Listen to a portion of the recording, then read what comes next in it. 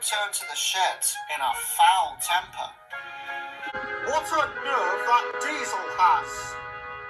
The other engines were perplexed. What Diesel? Asked Duck. That stupid old bowler, hissed Henry. I met it at the end of the line. The other engines groaned. They could well remember old bowler from when it had come to their yard before. The impression it made was far from flattering, and feelings remained bitter. It had the nerve to blame us for its demotion to goods work, snorted Henry. It's not our fault it's a good-for-nothing diesel, puffed Gordon. The engines were all furious at the news, and they quickly began to talk about the troublesome diesels of the other railway. Duck felt sorry for the poor BoCo. They don't mean you, of course, he comforted. Don't worry, I understand, smiled BoCo. I know what the diesels over there are like. I'd do the same in your position. I only wish I could do something to help, he finished quietly. For the next few days, relations with the other railway were no better. Henry had further run-ins with old bowler, each seeming worse than the last. But one day there was trouble. A set of faulty points had trapped Henry, leaving his goods without an engine. BoCo was called in at the last minute. He was glad to help, though Henry remained dour. Mind how you go, murmured Henry. You'll probably get an earful for being acquaintances with such out-of-date claptrap as us proper engines, he sulked. Ho, don't worry, called BoCo as he started away. I won't take any bother.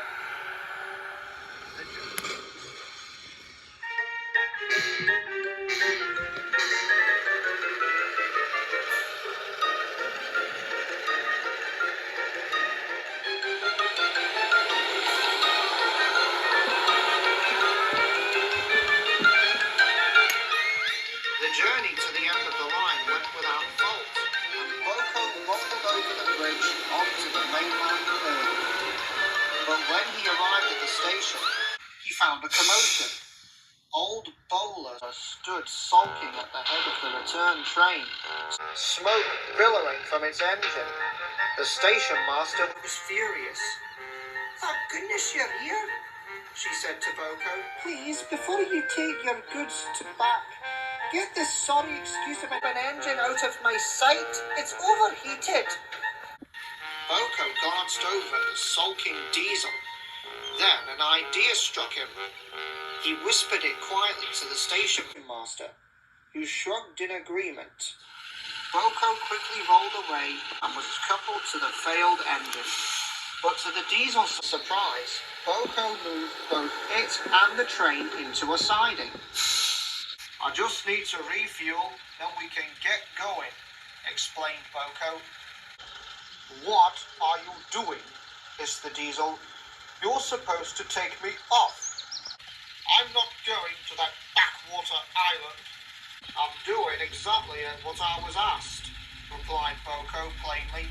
I'm taking my train and getting you out of sight. There's no reason why you can't be brought back tomorrow. Besides, I'm sure my friends will be glad to welcome you back after so long, he added dryly. The diesel faltered and quickly tried to recover. You can't! Station master's already agreed. Bowler went pale as BoCo ambled away to refuel. He returned shortly, but by then the diesel was looking very sorry for himself. Oh, please, take me off! I promise to be good. BoCo rolled his eyes, but before he could reply, the diesel pressed on. I'll never be rude to your friends again. I'll even apologize should I see them again. Just don't take me there. It whimpered in such a pitiable way, BoCo almost thought it a helpless animal. Oh, very well then, he sighed. But mind you keep your word. Diesel blurted its reassurances, and BoCo shunted it away. It was still muttering quietly long after the train had left. BoCo, of course, had only been pretending. I only hope that beetle sticks by what it says, he murmured to himself. He arrived home safely, and for the next few days kept an ear out.